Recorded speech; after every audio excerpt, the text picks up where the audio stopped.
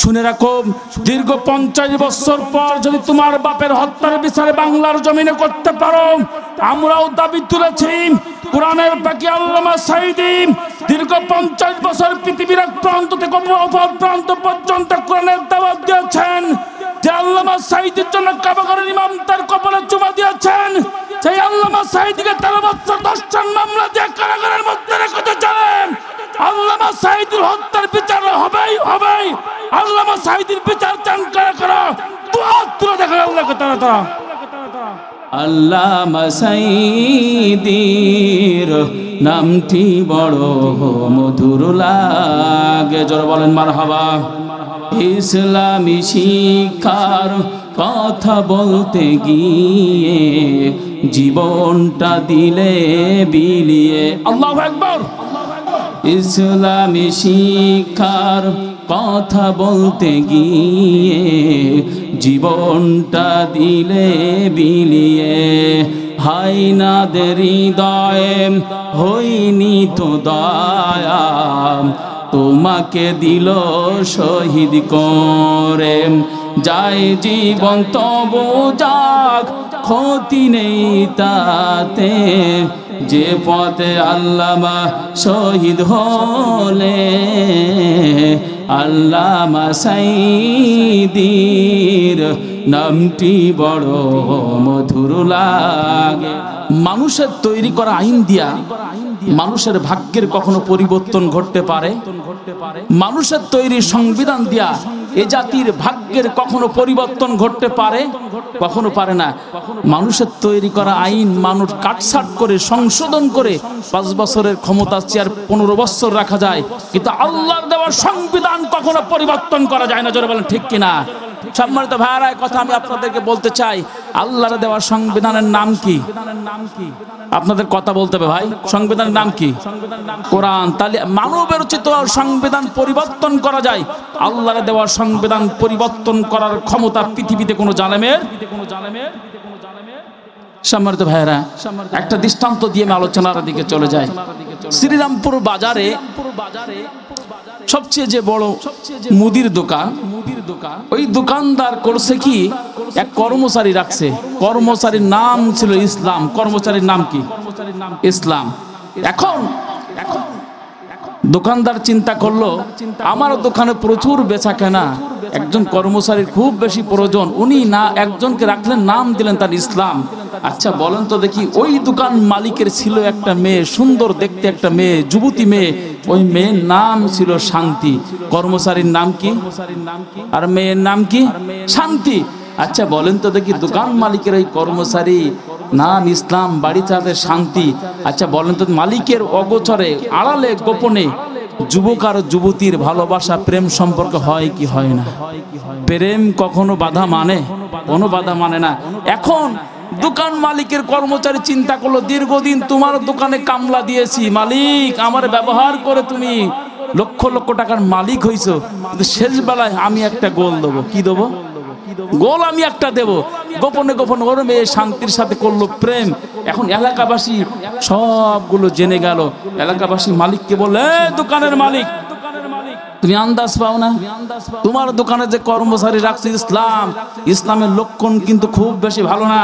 মালিক বলল, কি খবর? ইসলাম কি করছে? কি অপরাধ করলো?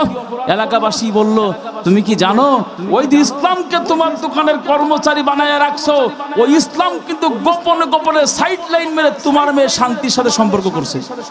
কথা বলেন। এখন মালিকের মেজাজ খুবই খারাপ। এই বেটা বেয়াদব, তুই আমার দোকানের কামলা দিবি, তুই আমার মেয়ে শান্তির দিকে নজর তুলে চাগানোর মতো সাহস তো দিল কে? এখন ইসলাম রে ধরে দোকান মালিক হদ্দ পেটান পিটাইছে। কথা বুঝেন নাই? মারার পর ইসলামের গায়ে আঘাত লাগলো কম না বেশি? কথা বলেন না কেন? ইসলাম মনে মনে খুব ক্ষিপ্ত মালিকের বর। মালিক, আজ আমি গরিব বলে তুমি আমারে মারিছো, আমি নিঃশর্ত ভালোবাসা দিয়েছিলাম তোমার মেয়েরে, এই কারণে তুমি আমারে মারলে। আমি তোমার শেষ না দেখে ছাড়বো না। শান্তি বলল, শান্তি শোনো, তোমার বাপের দোকানের কর্মচারী আর আমি থাকতে চাই না। এখন এই মুহূর্তে সিদ্ধান্ত, তুমি কলেজে যখন যাবা আমারে তুমি ফোন দিবা, তুমি আর আমি গার্মেন্টসে চলে যাব। আচ্ছা বলেন তো দেখি, কর্মচারীর নাম ছিল কি? আর ওই মালিকের মেয়ের নাম ছিল কি? তাহলে ইসলাম যেখানে, কথা বোঝে না, ইসলাম যেখানে শান্তি সেখানে। সম্মানিত ভাইরা, দীর্ঘ 16 বছর ক্ষমতার মসনদে বসার পর অসংখ্য আলেমকে হত্যা করেছ, অসংখ্য মায়ের বুক খালি করেছ, অসংখ্য স্ত্রীকে বিধবা করেছ, হাজার হাজার মায়ের বুক খালি করে দিয়ে তোমরা ক্ষমতার মসনদ দীর্ঘদিন বসতে চেয়েছিলে। আল্লাহর সিদ্ধান্ত চূড়ান্ত ফয়সালা হয়ে গেছে, বাংলার 1 ইঞ্চি জমিন তোমাদেরকে ছেড়ে দেব না।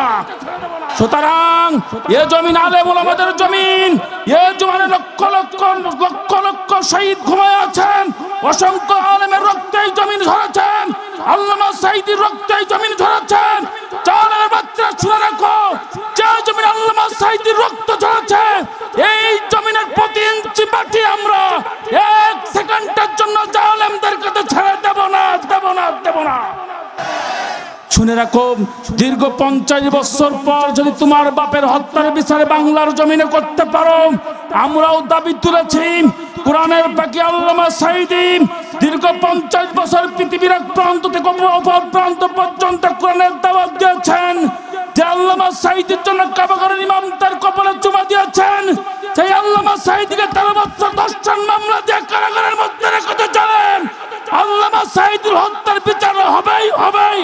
আল্লামা সাঈদীর বিচার চান কারা কারা? তুলে দেখেন আল্লাহকে তারা তারা।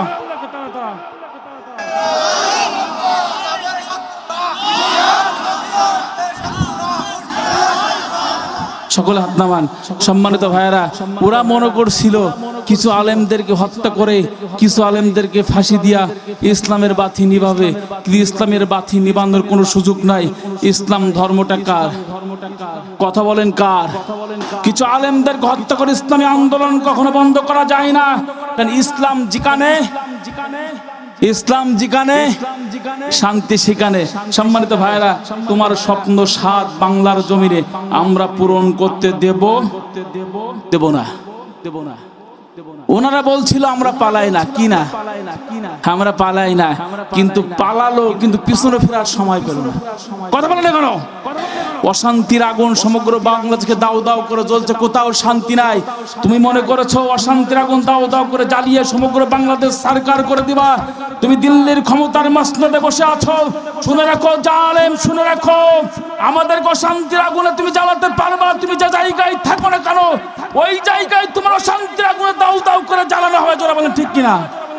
শান্তি নাই, ডাইনির শান্তি নাই, ঠিক কিনা? লাল পাসপোর্ট সঙ্গে লইয়া কতদিন থাকবা দিল্লি বইয়া? তোমার লাল পাসপোর্টের বেল নাই, শান্তি নাই, স্বৈরাচারের শান্তি নাই। জবান বন্ধ করলেন কে? 51টি মামলা হয়েছে শুনছি তোমার উপর, 41টা হত্যা মামলার পাইছি আমরা খবর। সাঈদী হত্যার বিচার হবে, বাংলাদেশে আনা হবে।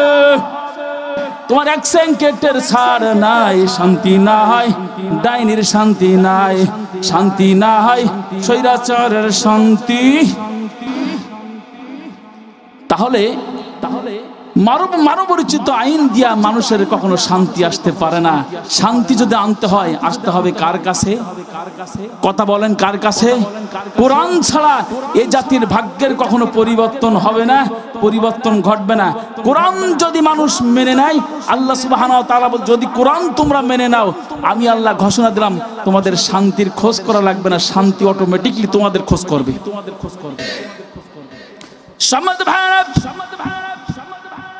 আল্লাহ সুবহানাহু ওয়া তাআলা কোরআনের মধ্যে বললেন, ফামান তাবিআ হুদায়া ফালা খাউফুন আলাইহিম ওয়ালা হুম ইয়াহজানুন। এ কথা বলেছেন, বলেন তিনি কে? আর জোরে বলেন তিনি কে? আমার আল্লাহ বললেন, বান্দা শান্তি খোঁজার জন্য অন্য কোথায় তোমাদের যাওয়া লাগবে না। যদি আমার কোরআনের আইন তোমরা মেনে নাও, আমার কোরআনের শাসন যদি তোমরা মেনে নাও, তোমার পরিবারে, তোমার সংসারে, তোমার সমাজে, রাষ্ট্রে, সব জায়গায় যদি কোরআন দিয়ে তুমি পরিচালনা করো, আমি আল্লাহ ঘোষণা দিয়েছি তোমাদের ভয় নাই, তোমাদের টেনশন নাই, তোমাদের চিন্তার কোনো কারণ নাই। খালি কোরআন মানলে টেনশন নাই, কথা বলেছেন। জোরে বলেন তিনি কে? আর জোরে বলেন তিনি কে? আমরা বলো আল্লাহ কোরআন মানলে আমাদের টেনশন নাই, আমাদের ভয় না। আপনি বলেছেন, আল্লাহ বললেন না না, তোমাদের কোনো ভয় হবে না, তোমাদের কোনো টেনশন হবে না যদি তোমরা কোরআন মেনে নাও। মানুষের প্রত্যেক জীবনে তোমরা কোরআন মেনে নাও। আল্লাহ এই কোরআন যদি মানি তাহলে আমাদের ভয় নাই। আর কিছু মেসেজ আপনি আমাদেরকে দেন। আল্লাহ সুবহানাহু ওয়া তাআলা বললেন, কোরআনপন্থী যারা হবে, ইসলামপন্থী যারা হবে, আমি আল্লাহ তাদেরকে একটা ব্যবসার কথা বলবো, একটা বিজনেসের কথা শিখাই দিব। আমরা বলবো আল্লাহ সে ব্যবসাটা কি, সে বিজনেসটা কি, আমাদেরকে একটু আপনি বলে দেন। আল্লাহ বলল ব্যবসা করতে গেলে তোমাদের টাকা লাগবে না, সম্পদ লাগবে না, অর্থ লাগবে না, কিছুই লাগবে না। ও সাতক্ষীরাবাসী কথা বলেন তো দেখি, ব্যবসা করতে গেলে টাকা লাগে কি লাগে না? টাকা লাগে কি লাগে না? আল্লাহ বললেন, ইয়া আইয়ুহাল্লাযীনা আমানু হাল আদুল্লুকুম আলা তিজারাতিন তুনজিকুম মিন আযাবিন আলীম। আল্লাহ বলল, আমি আল্লাহ এমন একটা বিজনেসের কথা তোমাদেরকে বলবো, ও বিজনেস করলে তোমাদের কখনো লস হবে না, লোকসানও হবে না। আর এই বিজনেস করতে গেলে তোমাদের কোনো টাকা পয়সা কিচ্ছু লাগবে না। আমরা বলবো আল্লাহ ব্যবসা করতে গেলে কি কি শর্ত লাগবে? আল্লাহ সুবহানাহু ওয়া তাআলা বললেন, এই ব্যবসা করলে আমি আল্লাহ যে পুরস্কার তোমাদের পুরস্কৃত করব। এই ব্যবসা যখন তোমরা শুরু করবা, আর এই ব্যবসা শেষ থেকে প্রথম থেকে শেষ পর্যন্ত যদি তোমরা করতে পারো, আমি আল্লাহ ঘোষণা দিয়েছি তুনজিকুম মিন আযাবিন আলীম, জাহান্নামের আগুন তোমাদের কখনো স্পর্শ করবে না। নারায়ে তাকবীর। আল্লাহ এই ব্যবসা করতে গেলে কি কি শর্ত লাগবে? আল্লাহ বললেন তুনজিকুম মিন আযাবিন আলীম তুমিনুনা বিল্লাহি ওয়া রাসূলিহি। আল্লাহু আকবার বলে। আল্লাহ বলল, বান্দা এই ব্যবসার প্রথম সূত্র আমি রব, আমাকে রব মানতে হবে। কি মানতে হবে? আমাকে রব মানতে হবে, আমাকে আইনদাতা মানতে হবে, আমাকে বিধানদাতা মানতে হবে, আমাকে সব ক্ষেত্রে আমি আল্লাহ আমার রব মানতে হবে। 2 নম্বর রাসূলিহি, আমার বন্ধু মুহাম্মদকে তোমাদের নেতা মানতে হবে। জোরে বলেন আল্লাহু আকবার। আমাদের নেতা কয়জন? জোরে বলেন কয়জন? আরো জোরে। জোর হইল না। নেতা হলো কয়জন? আর কোন নেতা আছে? আর কোন নেতা আছে? সুতরাং দুনিয়ায় যারা আতিপাতি নেতা আছে দেখবেন, ওরা বিপদে ফেলতে পারে, বিপদ থেকে উদ্ধার করতে পারে না। কথা বলেন না কেন? কিন্তু আমার নবী হচ্ছে এমন নেতা, উম্মতের জন্য দুনিয়ায় দান মোবারক শহীদ করেছেন, নিজের মাথায় হেলমেট ঢুকে গিয়েছেন, 3 বছর কারাগারের ভিতরে ছিলেন। আল্লাহর রাসূল 3 বছর শেব আবু তালিবে বন্দী ছিলেন, কোন জালিমের কাছে 1 সেকেন্ডের জন্য মাথা নত করে না। জোরে বলেন ঠিক কিনা? কিয়ামতের ময়দানে আমার নবী উম্মতকে না নিয়ে জান্নাতে যাবেন। আল্লাহু আকবার বলেন। নেতা তো তারে বলে যে নেতা কর্মীর আগে জীবন দেওয়ার জন্য প্রস্তুত হয়। আর এখন যে রাজনৈতিক দল আছে, ও নেতারা ঘর থেকে ফোন করে বলে একটা মিছিল কর, আমি আসতেছি। আল্লাহ সুবহানাহু ওয়া তাআলা বললেন, আমার বন্ধু মুহাম্মদকে তোমাদের নেতা মানতে হবে। 3 নম্বর শর্ত রাসূলিহি ওয়া তুজাহিদুনা ফি সাবিলিল্লাহি বিআমওয়ালিকুম ওয়া আনফুসিকুম। আল্লাহু আকবার। আল্লাহ বলল, আমি আল্লাহ জান এবং মাল তোমাদেরকে দিলাম, ওই জান এবং মাল দিয়ে আল্লাহর জমিন, আল্লাহর দ্বীন কায়েমের জন্য সংগ্রাম করতে হবে। জোরে বলেন সুবহানাল্লাহ। আল্লাহর জমিন, আল্লাহর দ্বীন কায়েমের জন্য যদি আমাদেরকে ডাক আসে, ময়দানে ডাক আসে, যাইতে রাজি কারা কারা? দুহাত তুলে দেখান আল্লাহকে তারা তারা। হাত নামান, হাত নামান। সামনে ভাইয়েরা এবার সামনের দিকে যায়। আমরা বলো আল্লাহ এই কোরআনের পক্ষে থাকলে, এই কোরআন কোরআনের গভীরতা কত, এই কোরআনের মূল্য কত, দাম কত, একটু আমাদেরকে বুঝান। আল্লাহ কোরআনের মধ্যে বললেন, কুল্লাউ কানাল বাহরু মিদাদাল লিকালিমাতি রাব্বি লানাফিদাল বাহরু ক্বাবলা আন তানফাদা কালিমাতু রাব্বি ওয়ালাউ জিনা বিমিথলিহি মাদাদা। আল্লাহ বললেন কোরআনের পারের গভীরতা, এর মূল্য কত আমি আল্লাহ বললাম। এই পৃথিবীতে যত সাগর আছে, এই পৃথিবীতে যত নদী আছে, সব সমুদ্রের পানি যদি এক জায়গায় করা হয়, আর আসমানের নিচে আর জমিনের উপরে যে গাছগুলো আছে, ওই গাছের ডালগুলো যদি কলম বানানো হয়, আর সাগরের পানিগুলো যদি কালি বানানো হয়, এই পৃথিবীতে যত কবি সাহিত্যিক কবির সুখ আছে, যদি এই কালামের ব্যাখ্যা লিখতে থাকে, সাগরের পানি ফোরায়া যাবে, গাছের ডালগুলা শুকায় যাবে, কিন্তু আল্লাহ কোরআনের ব্যাখ্যা লিখে কখনো শেষ করা যাবে না। এই কোরআনের পাওয়ার কম না বেশি? এই কোরআনের আন্দোলন যারা করে এদের ক্ষমতা পাওয়ার কম না বেশি? কথা বলেন। সম্মানিত ভাইরা, আসেন সামনের দিকে যাই। কোরআনের পক্ষে থাকলে, কোরআনের আন্দোলনের পক্ষে থাকলে লাভ আছে না লস আছে? জোরে বলেন, লাভ না লস? একটা দৃষ্টান্ত আমি আপনাদেরকে দেই। দুই বন্ধু খুব কৃপণ, এরা সকাল থেকে বাইরে হইছে ঘুরতে, সফরে যাচ্ছে। যাইতে যাইতে যাইতে যাইতে এখন দুই বন্ধু এত বেশি কৃপণ, এক বন্ধুর কাছে আছে 3 টাকা, আর এক বন্ধুর কাছে আছে 2 টাকা। হলো কয় টাকা? 5 টাকা। এখন সকাল থেকে দুই বন্ধু হাঁটতে হাঁটতে মরুভূমির দিকে চলে যায়। এক বন্ধু আর এক বন্ধুরে বলে, বন্ধু সকালে খাওয়া না, দুপুরেও খাওয়া না, সন্ধ্যা গড়াই গেল, আর কতক্ষণ থাকবো বন্ধু, কিছু খাইলে হইতো। এক বন্ধু আর এক বন্ধুর বলতে, খাইতে গেলে কি লাগে? মাল লাগে। কি লাগে? মাল লাগে, মামু লাগে। এখন বলছে, বন্ধু তোমার কাছে টাকা আছে? বলতো আছে, খুবই কম। এখন দুই বন্ধু সন্ধ্যাবেলা এক ক্ষুধার্ত পেট নিয়ে এক মরুভূমির কন্যারে দুইজন বসে গল্প করতেছি। এমন সময় আসমান থেকে যাচ্ছিল এক জিন। নাম কি? আচ্ছা, কিয়ামতের ময়দানে 2 শ্রেণীর বিচার হবে। কারা কারা বলেন তো? এক হচ্ছে মানুষ, ওমা খলাকতুল জিন্না ওয়াল ইনসা ইল্লা লিয়াবুদুন, জিন আর মানুষের বিচার হবে। এখন দুই বন্ধু যখন গল্প করতেছে, জিন বলছে, আল্লাহ শুনেছি কিয়ামতের ময়দানে মানুষ আর জিনের তুমি বিচার করবা। এখন দুইজন মানুষ বসে আছে, যায় ও শয়তান বেশি না আমি শয়তান বেশি, টেস্ট করি। কি করি? টেস্ট করি। এখন জিন শয়তান গিয়ে বলতে, আসসালামু আলাইকুম ওয়া রাহমাতুল্লাহ। এই দুজন বলছে, তুমি এখন আইছো কোথা থেকে? আন্দাজ পাও না, সকালে খাবা না, দুপুরে খাবা না, সন্ধ্যাও খাবা না, সমস্যা কি বলো? বলে, বন্ধু আমারও পেটে প্রচন্ড ক্ষুধা, মনে করতেছি তোমাদের কাছ থেকে নিয়ে কিছু খাবো। তিনজন এক জায়গায়, 3 শয়তান এক জায়গায় বসে। বসার পর এখন যে দুইজন মানুষ শয়তান, ওরা বলছে, বন্ধু তোমার কাছে আছে কত? ও বলছে, আছে আমার কাছে আছে 3 টাকা। দাও 3 টাকা। তোর কাছে কত? আছে 2 টাকা। জেনারে বলে, তোর কাছে কত? ও বলছে, আছে 1 টাকা। মোট হলো কয় টাকা? কয় টাকা?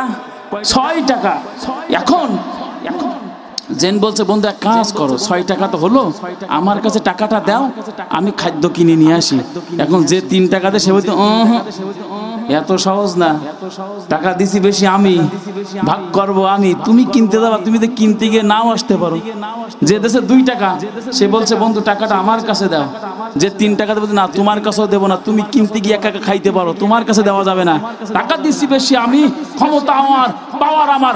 আমাদের সমাজে দেখবেন যার টাকা আছে সে ক্ষমতার বড়াই দেখায়, ক্ষমতার দাপট দেখায়, পাওয়ার দেখায়। মসজিদে গিয়ে মসজিদ কমিটির সভাপতি হওয়ার জন্য আবার চুলকানি হয়। কথা বলেন না কেন? এখন 3 টাকা যে দেশে, সে বললো টাকাটা সব আমার কাছে। 6 টাকা এক দোকানে গেছে। আচ্ছা, অল্প পুঁজিতে অনেকগুলা খাবার হয়, ওই খাবারের নামগুলা বলেন তো দেই। হ্যাঁ, আপনারা মনে হয় কেনেন। ওই খাবারের নাম কি? মুড়ি। এখনো শয়তান কিনেছে 6 টাকার মুড়ি। আচ্ছা, মুড়ি কম না বেশি? আমি যদি মনে করি 6 টাকার মুড়ি কিনে মাহফিলে সবাই খাওয়াতে পারবো কিনা? পারবো না। এখন 6 টাকার মুড়ি কেনার পর জেন করছে কি, প্যাকেটের মধ্যে হাত ঢোকাই দিচ্ছে। এ বলছি, এক থাপ্পড়ে দাঁত ছাড়াই ভালো। আমি ইনসাফ ভিত্তিক বন্টন করব, কারোর উপর বৈষম্য করব না। এখন যে দেশে 3 টাকা সে বলছে, এই বন্ধু তুমি দিছো কত? আমি দিছি 2 টাকা, হাত উঁচু করো। বন্ধু এক কাজ করো, তুমি 2 টাকা দিছো, তুমি খামা 2 আঙুল দিয়া। কয় আঙুল দিয়া? 2 আঙুল দিয়া। এই জেন বন্ধু কত? আমি 1 টাকা, তুমি খাওয়া 1 আঙুল দিয়া। কথা বুঝেন নাই? এখন এই কথা বলার পর জেন বলছে, আল্লাহ, দুনিয়ায় বহু শয়তান দেখছি, কিন্তু মানুষের মতন শয়তান পৃথিবীতে দেখি নাই। কথা বলেন না কেন? সুতরাং আমি বলতে চাই, দীর্ঘ 15 বছর ক্ষমতার মসনদে বসার পর অসংখ্য আলেমকে হত্যা করেছ। শাপলা চত্বরে তাহাজ্জুদের সময় হাজার হাজার আলেমদেরকে হত্যা করে শাপলা চত্বর রক্তে রঞ্জিত করেছ। শুধু এখানেই শেষ নয়, বৈষম্য বিরোধী ছাত্র আন্দোলন, জালিমের বিরুদ্ধে আন্দোলন করেছে, হাজার হাজার মায়ের বুক তোমরা খালি করেছ। জালেম শুনে রাখো, সামনে তাকালে শহীদের রক্ত, পিছে তাকালে শহীদের রক্ত, ডাইনে তাকালে শহীদের রক্ত। শহীদের রক্ত ভিজা এই জমিন আমরা জালিমের কাছে 1 সেকেন্ডের জন্য ছেড়ে দেব না। যদি আমাদেরকে ময়দানে আবার ডাক আসে, মাথায় কাফনের কাফন বেঁধে, বুকে কোরআন নিয়ে রাজপথে ঝাঁপিয়ে পড়তে রাজি কারা কারা? তো হাত তুলে দেখেন আল্লাহকে তারা।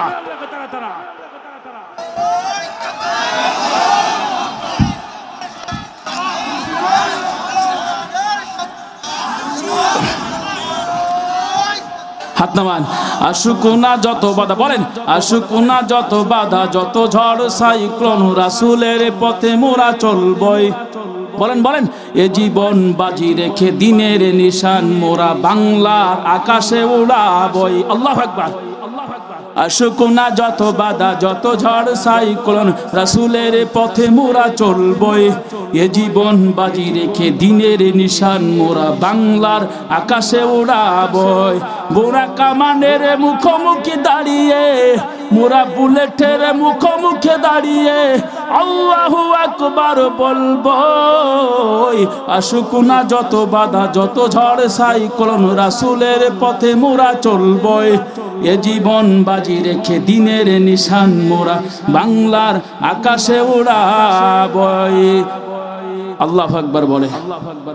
ইনশাআল্লাহ পারবেন না? সম্মানিত ভাইরা, আসেন কোরআনের দিকে চলে যাই। কোরআনের পক্ষে থাকতে গেলে, কোরআনের পথে চলতে গেলে ইমানের পরীক্ষা দেওয়া লাগবে কি লাগবে না? কথা বলেন, লাগবে কি লাগবে না? কোরআনের পক্ষে থাকতে গেলে আপনার ইমানের পরীক্ষা দেওয়া লাগবে। আর আপনি পরীক্ষা না দেওয়া পর্যন্ত, পরীক্ষা না দিলে কি পাশ করা যায়? কথা বলেন না, কোনো পাশ করা যায়? পাশ করা যায় না। সম্মানিত ভাইরা, আল্লাহর রাসূল একজন বিখ্যাত সাহাবী ছিলেন, নাম ছিলেন আব্দুল্লাহ ইবনে হুযায়ফা। নাম বলেন আব্দুল্লাহ ইবনে হুযায়ফা, খলিফাতুল মুসলিমিন, আমিরুল মুমিনিন ওমর ফারুক রাদিয়াল্লাহু তাআলা আনহু রাষ্ট্রপ্রধান। আর আব্দুল্লাহ ইবনে হুযায়ফা সেনাপতির দায়িত্ব পালন করতেছেন। রোম সম্রাটের সাথে সরাসরি মুসলমানদের প্রথম যুদ্ধ হয়। মুসলিম সেনাপতির নাম আব্দুল্লাহ ইবনে হুযায়ফা, সেনাবাহিনীর প্রধান। সম্মানিত ভাইরা, রোম সম্রাট বলল, আমার রোম সেনাপতি, মুসলমানদের সাথে একটু পরে যুদ্ধ শুরু হয়ে যাবে। আমি একটা ঘোষণা তোমারে করতে চাই, আমি রোম সম্রাট, আমি একটা আদেশ তোমারে দিতে চাই। মুসলমানদের সাথে যুদ্ধ করার আগে, মুসলমানদের সাথে সংঘাতে যাওয়ার আগে আমি রোম সম্রাট ঘোষণা দিলাম, না না না, যুদ্ধ করা যাবে না, সংঘাতে জড়ানো যাবে না। তুমি যদি পারো কয়েকজন জীবিত মুসলিম সৈন্য আমার কাছে ধরে নিয়ে আসো। জোরে বলেন আল্লাহু আকবার। রোম সেনাপতি বলল, জাহাপানা, আপনি কেমন কথা বললেন? আপনি আমাদেরকে যুদ্ধ করার জন্য উন্নত প্রশিক্ষণের ব্যবস্থা করেছেন, আমাদেরকে যুদ্ধ করার জন্য প্রশিক্ষণ দিয়েছেন, অস্ত্র দিয়েছেন, সবকিছু দিয়েছেন। এখন আপনি আবার বলছেন জীবিত কয়েকজন মুসলিম সেনাকে আমার কাছে ধরে নিয়ে আসে, কারণটা কি? রোম সম্রাট বলল, ও আমার সেনাপতি, না না না, এর একটা মাত্র কারণ, মুসলমানদের অস্ত্র নাই, মুসলমানদের ক্ষমতা নাই, পাওয়ার নাই। কিসের পাওয়ারে, কিসের বলে বলিয়ান হয়ে, কিসের শক্তিতে, কিসের বলে বলিয়ান হয়ে আমার সাথে যুদ্ধ করতে আসে? আমি কয়েকজন জীবিত সৈন্যকে আমার কাছে নিয়ে আসার পর ওদের আমি পরীক্ষা করব, টেস্ট করব, ওদের এত পাওয়ার কোথা থেকে পাইল? জোরে বলেন আল্লাহু আকবার। মুসলিম সেনাপতি আব্দুল্লাহ ইবনে হুযায়ফা তাবুর ভিতরে আছেন। এমন সময় রোম সম্রাটের সেনাপতি চিন্তা করলো, আমার সম্রাট আমার আদেশ দিয়েছেন কয়েকজন জীবিত মুসলিম সৈন্যকে ধরে আনতে হবে। আচ্ছা বলেন তো দেখি, রাজার আদেশ মানবে কি মানবে না? কথা বলেন না কেন, মানবে কি মানবে না? সম্রাট আদেশ দিয়েছেন কয়েকজন জীবিত মুসলিম সেনাপতি আমারে ধরতে হবে। মুসলিম তাবুর ভিতরে যখন গেল, গিয়ে দেখলো কয়েকজন সেনাপতি বসে আছেন। এমন সময় রোমের সেনাপতি চিন্তা করলেন, সম্রাট আমার আর অস্ত্র থাকতে পারে, ক্ষমতা থাকতে পারে, পাওয়ার তোমাদের থাকতে পারে, কিন্তু না না না না, আমরা মুসলমান, আমাদের অস্ত্র নাই, আমাদের ক্ষমতা নাই, অন্য কোনো দামি ভারী অস্ত্র আমাদের নাই। আমাদের একটা এমন অস্ত্র আছে যে অস্ত্রের সামনে তোমার কামানের গুলি আর বুলেট 1 সেকেন্ড টিকে থাকতে পারবে না।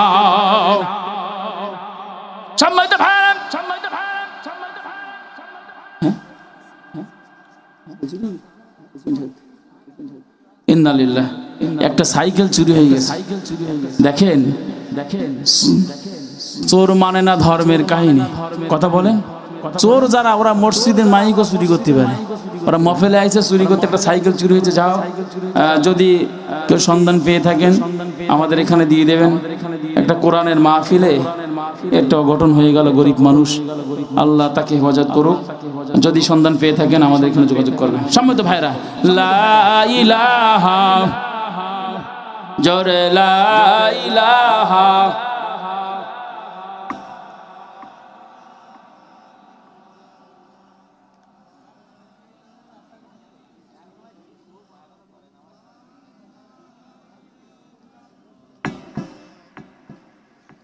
সুবহানাল্লাহ, লা ইলাহা, লা ইলাহা ইল্লাল্লাহু মুহাম্মাদুর রাসূলুল্লাহ। সকলে বলে সাল্লাল্লাহু আলাইহি সাল্লাম। সম্মানিত ভাইরা, রোমদের সাথে মুসলমানদের প্রথম যুদ্ধ হলো। এখন রোম সম্রাট চিন্তা করলো যুদ্ধই জড়ানোর আগে মুসলমানদের এত পাওয়ার, এত ক্ষমতা কোথা থেকে আসলো, এর উৎস জানার দরকার। কয়েকজন জীবিত সৈন্য রোম সম্রাটের কাছে নিয়ে গেল। যাওয়ার পর রোম সম্রাট বলতো, তোমাদের তোমাদের সেনাপতিকে, তোমাদের দলের নেতাকে? আব্দুল্লাহ ইবনে হুযায়ফা দাঁড়িয়ে বলেন, এ রোম সম্রাট শুনে রাখো, আমি মুসলমানদের সেনাপতি আব্দুল্লাহ ইবনে হুযায়ফা, রাসূলের সাহাবী। আল্লাহু আকবার, আল্লাহু আকবার। রোম সম্রাট বললেন, আব্দুল্লাহ ইবনে হুযায়ফা তুমি বসো, আমার কাছে এসে বসো। সুবহানাল্লাহ বলে। যারা গ্রেফতার করছে, যে সমস্ত পুলিশ গ্রেফতার করছে, সেনাবাহিনী গ্রেফতার করছে, এদের চিন্তা ছিল রোম সম্রাট আমাদেরকে হুকুম দিয়েছে গ্রেফতার করার জন্য, আমরা যে গ্রেফতার করছি নিশ্চিত সম্রাট আমাদের পদোন্নতি দেবে, আমাদের প্রমোশন দেবে, আমরা প্রমোশন পেয়ে ভালো জায়গায় চলে যাব। জোরে বলেন ঠিক কিনা? সম্মানিত ভাইরা, এরকম হয়েছে না? দীর্ঘ 15 বছর ক্ষমতার মসনদে বসার পর অসংখ্য প্রশাসনিক কর্মকর্তা বিনা কারণে নির্দোষ আমাদের ভাইদের ঘরে গিয়ে নিরপরাধ মানুষকে ধরে ধরে কারাগারের মধ্যে ঢুকাই দিয়েছে খালি প্রমোশনের জন্য। জোরে বলেন ঠিক কিনা? অসংখ্য বাড়িতে গিয়ে আলেমদেরকে হয়রানি করেছে শুধু প্রমোশনের জন্য। যদি গরু বিক্রি হয়েছে তাও গিয়ে বলতে ওসি সাহেব সালাম দিয়েছে, এরকম হয়েছে কি হয় নাই? বলেন হয়েছে কি হয় নাই? 2 হাত দিয়ে শুধু মাল কামাই করছে। কি কামাই করছে? আবার কিছু কিছু মানুষ এখন বলে আগে ছিল ভালোই ছিল, এখন আর এক জ্বালা বাঁধিছে। কিছু মুনাফেক আছে দেখবেন, এই মুনাফেকরা বলছে আগেই ছিল ভালো ছিল, কেননা সুদ ঘুষ সব 2 হাত থেকে শুধু টাকা কামাই করছে, এখন তো আর পারে নাই। এখন বলে এখন যে পরিবেশ, এই পরিবেশ মেনে নেওয়া যায় না, আগে তো একেবারে খারাপ ছিল না। কথা বলে না কেন? অবৈধ টাকা 2 হাত থেকে কামাই করেছে, এখন তার সে অবৈধ টাকা কামাই করতে পারতেছে না, গাত্রদাহ জ্বালা হয়ে গেছে। দেখেন বাংলাদেশের হাজার হাজার কোটি টাকা পাচার করে বিদেশে বাড়ি করেছে, ব্যাংকগুলা লুট, বাজারগুলা সিন্ডিকেট। আমাদের বাংলাদেশের সোনার খনি এখন কোনো কিছু নাই, সব লুট করে বিদেশে গিয়ে সব পাড়ায় বসে আছে। জোরে বলেন ঠিক কিনা? এখন আর মাল কামাইতে পারে না, মনে খুব বড় ব্যথা। আগে কি সুন্দর মাল কামাইতাম বলো, আগে কি সুন্দর মাল কামাইতাম। কথা বলেন না কেন? আগে কি সুন্দর মাল কামাইতাম আমরা, আগে কি সুন্দর মাল কামাইতাম। টিন্ডার যখন হইতো আফা মাগা ডাকতো, উন্নয়নের নামে সবই লুটিয়া খাইতাম। জোরে বলেন ঠিক কিনা? টিন্ডার যখন হইতো আফা মাগো ডাকতো, উন্নয়নের নামে সবই লুটিয়া খাইতাম। জোরে বলেন ঠিক কিনা? পাইপ গান মেশিন গান গানেরই তুফান, পাইপ গান মেশিন গান গানেরই তুফান, লইয়া শটগান নৌকার মিছিল করিতাম বলো, লইয়া শটগান নৌকার মিছিল করিতাম, আগে কি সুন্দর মাল কামাইতাম বলো, আগে কি সুন্দর চাচা, আগে কি সুন্দর মাল কামাইতাম বলো, আগে কি সুন্দর মাল কামাইতাম। হিন্দু বাড়িতে পূজা যখন হইতো আমরা সবাই গিয়ে মুক্তি ভাঙিতাম। কথা বুঝেন নাই? হিন্দু বাড়িতে পূজা যখন হইতো আমরা সবাই মিলে মুক্তি ভাঙিতাম। তদন্তর কি দরকার, আমরা তো জালেম সরকার, তদন্তর কি দরকার, আমরা তো সরকার। জামাত শিবিরের ফাঁসাইয়া দিতাম বলো, জামাত শিবিরের ফাঁসাইয়া দিতাম, আগে কি সুন্দর মাল কামাইতাম, আগে কি সুন্দর। জোরে বলেন ঠিক কিনা?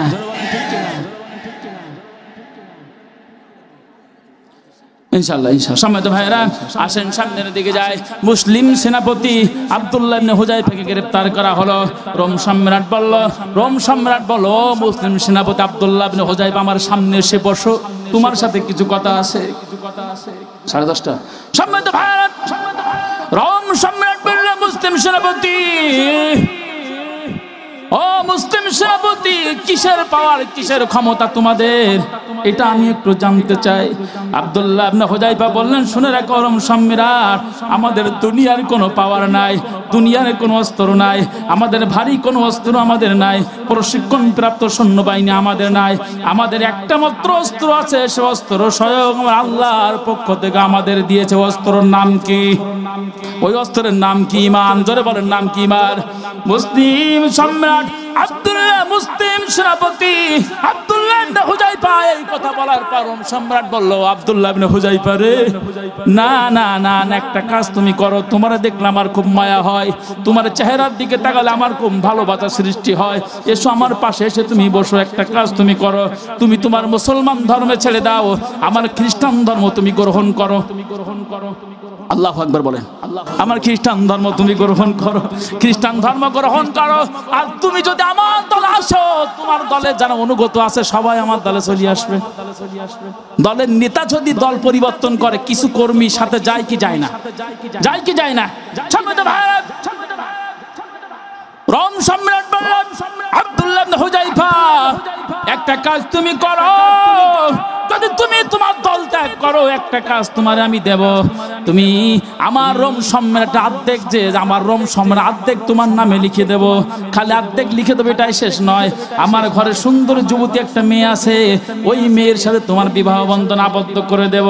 রোম সম্রাট এই প্রস্তাব দেওয়ার পর আব্দুল্লাহ ইবনে হুযায়ফা দাঁড়িয়ে বলেন, ও রোমের কুত্তা, শুনে রাখ, না না না, আমি তো সেই আব্দুল্লাহ ইবনে হুযায়ফা, আমি যে নবীর হাতে ইসলাম গ্রহণ করেছি, সাধারণ কোন নবী না, আমার নবী এই কোরআনের জন্য 3 বছর কারাগারের মধ্যে ছিল, বাতিলের কাছে মাথা নত করে নাই। আমার নবী 3 বছর কারাগারে থাকার পর রাসূলের 1 সপ্তাহ যাবত কোনো খাদ্য দেওয়া হয় না, দানা পানি কিছু দেওয়া হয় নাই। আমার নবী বাতিলের কাছে মাথা নত করে নাই। আমি নবীর বুকে বুক দিয়া বিশ্বনবী আমার কপালে চুমা দিয়েছিল। আমি আব্দুল্লাহ ইবনে হুযায়ফা, না না না, আমার জীবন থাকতে 1 সেকেন্ডের জন্য আমি রোম সম্রাট তোমার কাছে মাথা নত করতে পারি না। সম্মানিত ভাইরা, রোম সম্রাট খেপে আগুন হয়ে গেল, ক্ষিপ্ত হয়ে গেল। আব্দুল্লাহ ইবনে হুযায়ফা, না না না, খালি অর্ধেক আমার রোম সম্রাট অর্ধেক খালি লিখে দেবো এটাই না, আমি মারা যাওয়ার পর টোটাল রোম সাম্রাজ্যে তুমি একমাত্র সম্রাট হয়ে যাবা, চিন্তা করার দরকার নাই। আব্দুল্লাহ ইবনে হুযায়ফা বললেন, না না রোম সম্রাট, শুনে রাখো, তুমি আমার অর্ধেক রোম সম্রাট কেন, সমগ্র পৃথিবী যদি আমার নামে লিখে দাও, আমি আব্দুল্লাহ ইবনে হুযায়ফা 1 সেকেন্ডের জন্য আমার এই ঈমান তোমার কাছে বিক্রি করব না। জোরে বলেন আল্লাহু আকবার।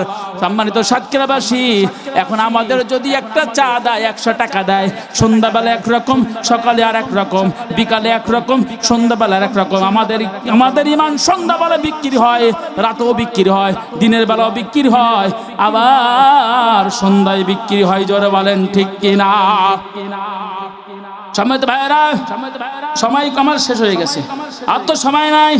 সম্মানিত ভাইরা, আব্দুল্লাহ ইবনে হুযায়ফা এই কথা বলার পর রোম সম্রাট বলল, না না, সোজা আঙুলি তো ঘি উঠবে না, আঙুল কি করতে হবে?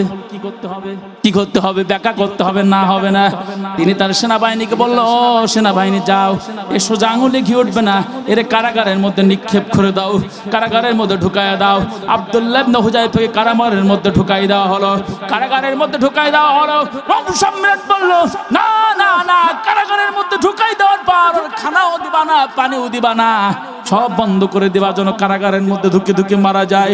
সম্মানিত ভাইরা, ইসলামের পক্ষে থাকার কারণে, দ্বীনের পক্ষে থাকার কারণে দীর্ঘদিন কারাগারের মধ্যে অসংখ্য আলেমদেরকে জালেমরা বন্দী করছিল কি করছিল না? সম্মানিত ভাইরা, কোরআনকে যারা ভালোবেসেছে, কোরআনের সাথে যারা সম্পর্ক রেখেছে, এদের ইজ্জত সম্মান বাড়িয়ে দিয়েছেন তিনি কে? জোরে বলেন তিনি কে? আপনাদের জোর হচ্ছে না, জোরে বলেন তিনি কে? একটা কথা বলি, আম্মাজানদের সম্পর্কে কিছু কথা বলা দরকার, কেননা এরা এদেশের বারবার সরকার, ওরা ক্ষমতায় আসে বারবার, আর আমাদের জীবন পোড়ায় করে সরকার। সমাজ ভাইরা আসেন, সামনের দিকে যায়। আম্মাজান যারা আছেন, পদ্মার অন্তরে কিছু কথা আপনাদেরকে বলতে হয়। একটা কথা আমি আপনাদেরকে বলি, আব্দুল কাদেরের নাম শুনছেন কারা কারা? আব্দুল কাদের জিলানীর নাম শুনছেন কারা কারা? হাত তোলেন। কারা কারা শুনছেন? হাত নামান। আব্দুল কাদের মায়ের গর্ভে, মায়ের গর্ভে আব্দুল কাদের মায়ের গর্ভের ভিতরে আছেন। সম্মানিত ভাইরা, মায়ের গর্ভে থাকার পর, আব্দুল কাদের মায়ের গর্ভে থাকার পরে মা আব্দুল কাদেরকে গর্ভে রাখার পর মা খালি কোরআন তেলাওয়াত করে। কি তেলাওয়াত করে? জোরে বলেন কি তেলাওয়াত করে? আচ্ছা, এখন কি কোরআন তেলাওয়াত আছে? আচ্ছা বলেন তো, এখান থেকে 20 বছর হয়ে গেল। মা বোন যারা আছেন, ইসলামের জন্য, দ্বীনের জন্য আপনাদের অবদান অনেক বেশি। খাদিজার সাথে আল্লাহ রসুলের যখন বিবাহ হয়, খাদিজার কাছে সম্পদ ছিল 40 মণ স্বর্ণ। কত? আল্লাহ রসুলের সাথে বিবাহ বন্ধন আবদ্ধ হওয়ার পর সব সম্পদ ইসলামের জন্য বেলাই দিয়েছে। আল্লাহু আকবার বলেন। এজন্য মা বোন, সব জায়গায় মা বোন বেশি। আজকে আশা করি দানের ক্ষেত্রে মা বোনদের অংশগ্রহণ বেশি হবে। আল্লাহু আকবার। বিশ্বাস হমি হল সাদ্দাম হোসেন কুলিয়া সোনালী ব্যাংক ভাই 500 টাকা দান করেছে। জোরে বলেন মারহাবা, আর জোরে মারহাবা। সম্মানিত ভাই, মা বোন সম্পর্কে কয়েকটা কথা বলি। আব্দুল কাদের জিলানী মায়ের গর্ভে থাকার পর, আব্দুল কাদের জিলানী মায়ের গর্ভে থাকার, মা সব সময় কোরআন তেলাওয়াত করে। সকালে কোরআন তেলাওয়াত, সন্ধ্যায় কোরআন তেলাওয়াত, বিকালে কোরআন তেলাওয়াত। আচ্ছা বলেন তো দেখি ভুমরাবাসী, এখন আমাদের বাড়িতে কোরআন আছে না নাই? তেলাওয়াত আছে না নাই? আছে, আছে। হ্যাঁ, কোরআন আছে, তেলাওয়াত নাই। কথা বলেন। কোরআন আছে। এখান থেকে 20 বছর চাচা বলেন তো দেখি, ফজরের নামাজের পর বাড়িতে গেলে, রাস্তা দিয়ে ফজরের পর গ্রামে গেলে, প্রত্যেক বাড়ির থেকে গুনগুন গুনগুন করে কোরআন তেলাওয়াত শোনা যাইতো কি যাইতো না? এখন আর যায়? এখন আর যায় না। আর আফসোস, এখন কোরআন আছে, কোরআনের তেলাওয়াত নাই। এখন পরিবারে কোরআন আছে, শান্তি নাই। কথা বলেন। এখন পরিবারে শান্তি না, স্ত্রী স্বামীর ভালোবাসে না, স্বামী স্ত্রী চায় না, এরকম কম না বেশি? সম্মানিত ভাইরা, আব্দুল কাদের জিলানী মায়ের গর্ভে, মা সকালে কোরআন তেলাওয়াত করে, বিকালে কোরআন তেলাওয়াত করে, সন্ধ্যায় কোরআন তেলাওয়াত করে। হঠাৎ মা কখনো কোরআন থামায় না, সব সময় কোরআন তেলাওয়াত করে। আব্দুল কাদের জিলানী দুনিয়ায় আসার পর বয়স মাত্র 4 বছর। জোরে বলেন কয় বছর? কয় বছর? জোরে বলেন কয় বছর? 4 বছর বয়স। বলে, মা আমার মনে হয় আমি গর্ভে থাকাকালীন সময় তুমি কোনো কিছু না বলি হারাম খাইছো। কি খাইছো? হারাম কিছু খাইছো। মা বলে, বাবা কিভাবে তুমি বুঝলে আমি হারাম খাইছি? বলে, মা আমি যা কিছু পড়ি আমার মাথায় কোনো পড়া ঢোকে না, আমার মাথায় বেরেন্টে কোনো পড়া আর ঢোকে না, যা পড়ি সব ভুলে যায়। আল্লাহু আকবার বলেন। আমি সব ভুলে যাই। মা তুমি এমন কোন কাজ করেছো যার কারণে ওই প্রভাবটা আমি সন্তান আমার মাথার উপরে পড়ে। আল্লাহু আকবার। আব্দুল কাদের মা বলল, বাবা আব্দুল কাদের, আমি তোমার মা এমন কোন কাজ দুনিয়ায় করে নাই বাবা যার কারণে ওই প্রভাব তোমার উপরে পড়বে। বাবা আমি এমন কোনো কাজ করি নাই। বলে মা যদি না করো, আমার ব্রেনটে কোনো পড়া কাজ করে না, আমার মেমোরির কোনো পড়া থাকে না রে মা। কেন বলো তো দেখি? আব্দুল কাদেরের মা বলল বাবা একটু ধৈর্য ধরে, একটা কথা আমারে মনে পড়েছে। হঠাৎ তোমার নানুর বাড়িতে আমি একদিন বেড়াতে গিয়েছিলাম, তোমার নানুদের উঠানে দেখি আষাঢ় নেড়ে দেওয়া, কি নেড়ে দেওয়া, আষাঢ় নেড়ে দেওয়া আছে। আমার মনে বড় লোভ হয়েছিল, ওই আষাঢ়টা আমি একটুকুন খালি খেয়েছিলাম। আষাঢ় আছে না, আষাঢ় আছে কি নাই, আষাঢ় খালি না বলে খেয়েছিলাম। আমি মনে করেছিলাম বাবা তোমার নানার বাড়ির আষাঢ় হবে, জন্য আমি খেয়েছিলাম বাবা, এইটুকু করে করেছিলাম। আমি পরবর্তীতে জানতে পারলাম ও আষাঢ়টা আমার তোমার নানাদের না, অন্য এক বাড়ির আষাঢ় না বলে খাওয়া। আব্দুল কাদের বললাম মা অতটুকু তুমি খাওয়ার কারণে আমি আব্দুল কাদের, আমার মাথার মনে কোনো কিছু ঢোকে না রে মা। আব্দুল কাদের মা বলল বাবা এতটুকুর কারণে তোমার ব্রেনটে কোনো কিছু ঢোকে না, আমি তো বুঝতে পারি নাই। আব্দুল কাদের মা তার ভর্তি করার জন্য মক্তবে নিয়ে গেল। 7 বছর বয়স হলো। 7 বছর বয়সের পর মক্তবে গিয়া বলল হুজুর আমার সন্তানকে আপনার কাছে একটু ভর্তি করতে চাই। আল্লাহু আকবার বলেন, ভর্তি করতে চাই। হুজুর বলল ঠিক আছে যান, ভর্তি করে দিয়ে যান। আব্দুল কাদের হুজুর বলল আব্দুল কাদের তুমি আমার কাছে পড়ো আলিফ। বলেন কি বলছে, কথা বলেন কি আলিফ? আব্দুল কাদের বলল হুজুর আলিফ মানে কি? আল্লাহু আকবার বলেন, আলিফ মানে কি?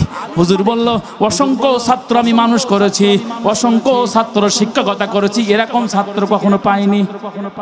সুবহানাল্লাহ, এরকম ছাত্র কখনো পাইনি। আলিফ মানে কি? হুজুর বলল আব্দুল কাদের আলিফের অর্থ কি আমি তো জানি না, তুমি কি বলতে পারবা, তুমি কি বলতে পারবা? আব্দুল কাদের বলল হুজুর যার অর্থ আপনি জানেন না ওই শিক্ষকের কাছে আব্দুল কাদের কখনো পড়ে না। হুজুর বলল আব্দুল কাদের তুমি বলো তারপরে কি তুমি বলতে পারো? হ্যাঁ হুজুর আমি পারবো, বলো। আব্দুল কাদের বলল আলিফ লাম মিম আল্লাহু লা ইলাহা ইল্লা হুয়াল হাইয়ুল কাইয়্যুম। আব্দুল কাদের আল্লাহর পরিচয় দিয়ে শুরু করলেন আল্লাহু আকবার। আব্দুল কাদের আয়াতুল কুরসি থেকে পড়তে পড়তে 18 পারা কোরআন জায়গায় দাঁড়ায় পড়িয়ে দিলেন। আব্দুল কাদের পড়া থেকে হুজুর বেহুশ হয়ে গেল, হুজুর বেহুশ হয়ে গেল। হুজুর বেহুশ হওয়ার পর আব্দুল কাদের মার খবর দেওয়া হলো। মা সামনে এসে বলল হুজুর কি সমস্যা, বলেন আমার ছেলে কি কোনো বিয়াদবি করেছে আপনার সাথে? আমার ছেলে কি কোনো বিয়াদবি করেছে? বলেন আমার সাথে, বলেন আমার ছেলের ব্যবস্থা আমি করে নেব। আব্দুল কাদের শিক্ষক বলে না মা না, আমার মনে হয় আপনি আমাকে আমার কথা আপনার সন্তানকে ভর্তি করে দিয়েছেন পরীক্ষা করানোর, টেস্ট করার জন্য, না অন্য জায়গায় আপনার সন্তান অন্য মাদ্রাসায় নিশ্চিত পড়েছিল, না হলে 18 পারা কোরআন জায়গায় দাঁড়ায় কিভাবে পড়লো আমি তো বুঝতে পারি না। আব্দুল কাদের মা বলল হুজুর না না না, আমার সন্তান অন্য কোথাও পড়ায় নাই, আপনার কাছে প্রথম ভর্তি করেছি। আমি মা একটা আমল করতাম, আব্দুল কাদের যখন আমার গর্ভে ছিল আমি উঠুন যখন ঝাড়ু দিতাম আমি কোরআন তেলাওয়াত করতাম, আমি রান্না করতাম কোরআন তেলাওয়াত করতাম, আমি যখন কলে যাইতাম কোরআন তেলাওয়াত করতাম, আমি ঘরে যখন বসতাম কোরআন তেলাওয়াত করতাম। আর আমার সন্তান আব্দুল কাদের আমার মুখের দিকে চায়া বিড়বিড় করে কি যেন পড়তো। হুজুর আমি 18 পারা কোরআনের হাফেজা ছিলাম, আমার আফসোস হয় আমি 30 পারা কোরআন যদি মুখস্থ করতে পারতাম, আমার আব্দুল কাদের 30 পারা কোরআনের হাফেজ হয়ে যেত, হাফেজ হয়ে যেত। জোরে বলেন আল্লাহু আকবার। সম্মানিত ভাইরা মা আপনাদেরকে বলি 3 ইঞ্চি যে পেট আল্লাহ আপনাদেরকে দিলেন, এই পেটটা সুন্দর করে রাখবেন। সব পেটে কিন্তু আব্দুল কাদের জিলানী হয় না, আল্লামা সাঈদের জন্ম হয় না, মিজানুর রহমান আজহারের জন্ম হয় না, আফজাল হোসেন জিহাদি কিন্তু সব মায়ের পেটে হয় না। এজন্য মা যদি ভালো হয় সা ভালো হওয়া লাগ, কথা বলে না কেন? সা ভালো হওয়া লাগবে। হায় রে মা জননী আমায়, হায় রে মা জননী, বলেন হায় রে মা জননী আমায়, হায় রে মা জননী। মাগো তুমি ছাড়া লয় না কেহ আমায় বুকে টানি, আসল দিয়া মুছে না কে, আসল দিয়া মুছে না কেউ আমার চোখের পানি, হায় রে মা জননী আমার, হায় রে মা জননী, হায় রে মা জননী আমার, হায় রে মা জননী। জোরে বলেন মারহাবা।